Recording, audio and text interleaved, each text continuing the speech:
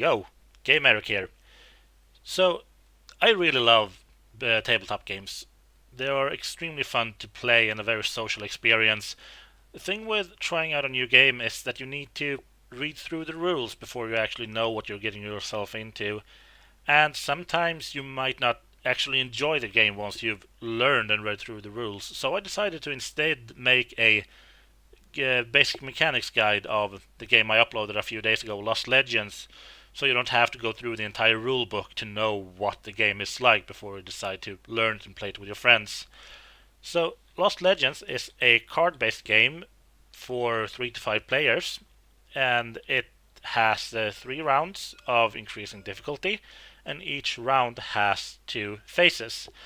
Now, your first couple of games will most likely take you about an hour and a half, 2 hours to go through things. You need to read through the cards, you go through everything a bit more carefully to make sure you do everything right so you don't play the game wrong. Once you have a couple of games under your belt, it'll probably take you closer to about 70 to 90 minutes to complete a game. So, 2 phases. The first phase is the gear up phase. Here, every player gets a hand of 6 cards, which they can then choose 1 card from that they want to purchase. So let's say this Bone Wand. Once you've selected a card, you show everyone else that you've picked it, and you place it down over here, or however you want to do it. Once everyone has chosen a card, the first couple of games it's a good idea to one at a time flip it up and say, okay, I'm buying this card, it costs this much, so on and so forth. So you select it, you place it on the correct corresponding spot, which you can see on the side of the board and the card, and you pay the appropriate amount depending on the skills you have. These icons here are your skills. Over here you have discounts. So in this case, if you have 1 skill, which I do, I will get 1 discount on this. So it only costs me 1 coin, 1 gold instead of 2. So toss this one to the side and take this one as change instead. Then you take this hand, you throw it to the next player, and you get the player to the right hand, and you keep drafting, rotating the cards between all the players until you've chosen 5 cards. If you don't have any money, or you get a hand with no item that you want, you can instead choose to skill up that item. So you select it like always, but instead of purchasing it, god dang it, that's a hard word, purchasing it, you put it over here to signify that you have used it to skill up instead. That means you get this icon as a skill, which will give you more and get better discounts, and it might make other items better. And you get money depending on what round you're at. Once everyone has done that 5 times, so you have selected 5 cards, you go to the monster phase. Here you go through all the items you've purchased to see if you can kill your monster. So let's say I want to attack this skeleton warrior with my bone wand. I just go through it and see how much damage I can do.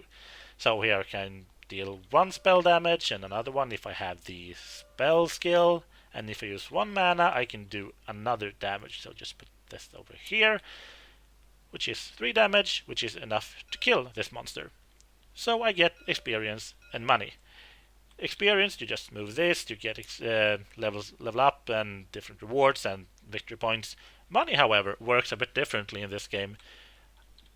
Since you don't get all the money that's printed on the card, you first get 1 coin, the player to the left gets 1 coin, and then if there's any more, the player to the right gets 1, and then you get another one, and so on. This is because if you don't want to fight a monster because say it deals damage you can't absorb or it's immune to your weapon type, you can instead send it to the first player anti-clockwise that has no monster. And when he kills that monster, you will still get some reward for it, which is a really neat mechanic in my opinion.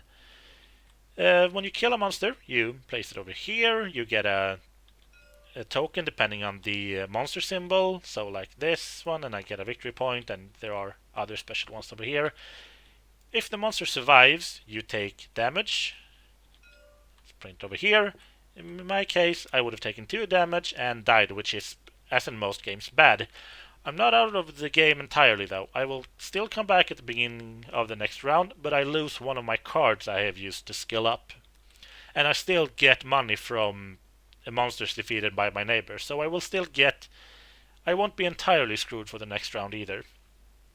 Once this monster pile is emptied out, you go on to the next round gear phase, to the monster phase, the next round gear phase, the monster phase, and once that's done, you tally up all your victory points, all your tokens, and all your coins, and the one with the most amount of victory points is at the end is the winner.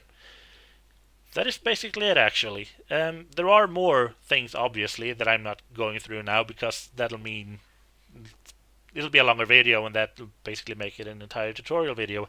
I can make one of those if you want me to. That's no problem at all. Just let me know in like Steam or comments or wherever, and I'll get to it.